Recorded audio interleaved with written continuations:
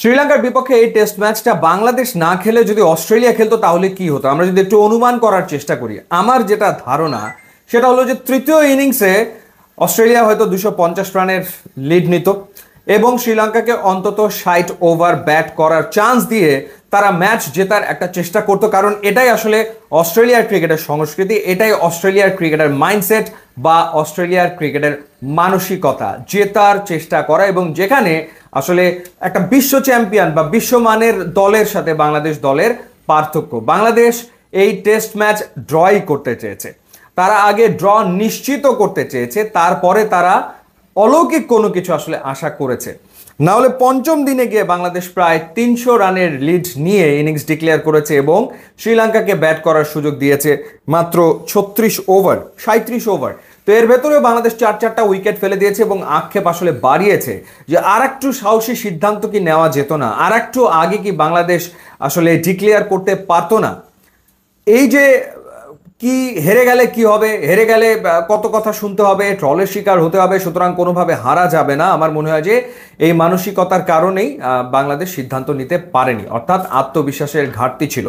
নিশ্চয়ই আপনাদের টি-20 বিশ্বকাপের ওই ম্যাচটার কথা খেয়াল আছে, আফগানিস্তানের বিপক্ষে যেই ম্যাচে বাংলাদেশ যদি একটা নির্দিষ্ট ওভারের ভেতরে রান তারা করতে পারতো তাহলে বাংলাদেশ সেমিফাইনালে খেলতে পারতো, কিন্তু সেইখানেও বাংলাদেশ আত্মবিশ্বাস দেখাতে পারেনি বা সেই অ্যাপ্রোচে ব্যাট করতে পারেনি। সো এই যে মাইন্ডসেট, এখান থেকে বেরিয়ে আসাটা ভীষণ রকম জরুরি, না হলে কখনোই কাঙ্ক্ষিত ফলাফল আসবে না।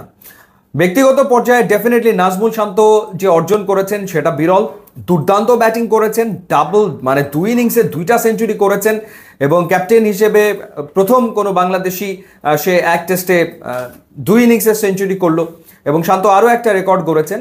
এর আগে তিনি 2023 সালে আফগানিস্তানের বিপক্ষে 2 ইনিংসে সেঞ্চুরি করেছিলেন, আবারও তিনি 2 ইনিংসে সেঞ্চুরি করলেন, অর্থাৎ তার যে 7টা সেঞ্চুরি টেস্টে তার 4টা সেঞ্চুরি এসছে 2 টেস্টে।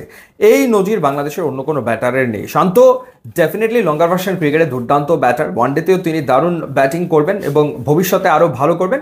বাট তার সমালোচনা যেটা হয় সেটা মূলত টি-20 ফরম্যাটে তার ব্যাটিং অ্যাপ্রোচের কারণে, যেটা নিয়ে এর আগে আমরা অনেক আলোচনা আসলে করেছি।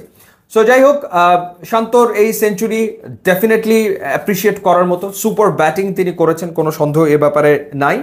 এবং একই সাথে মুশফিকুর রহিম একটা অসাধারণ ইনিংস খেলেছেন, লিটন কুমার দাসও সেঞ্চুরি পেতে পারতেন। সো এই টেস্ট থেকে ইতিবাচক নেওয়ার অনেক কিছুই আছে, কোনো সন্দেহের ব্যাপারে নাই। নাইমের ফাইফার সেটা নিয়েও আলোচনা করা যায়। সো ইতিবাচক অনেক দিক আছে এই টেস্টে, কিন্তু যেই জায়গাটাতে আসলে পরিবর্তন আনাটা জরুরি সেটা হচ্ছে মাইন্ডসেট, মানসিকতা এবং জেতার জন্য খেলা। এই চ্যালেঞ্জ মানে খেলা, স্পোর্টস মানেই হচ্ছে চ্যালেঞ্জ। সো সেইখানে চ্যালেঞ্জ নিতে না পারলে তো আসলে হবে না। সো সেই জায়গায় সেই মানসিকতায় পরিবর্তনটা আসবে, সেটা আসলে ডেফিনেটলি আমাদের প্রত্যাশা।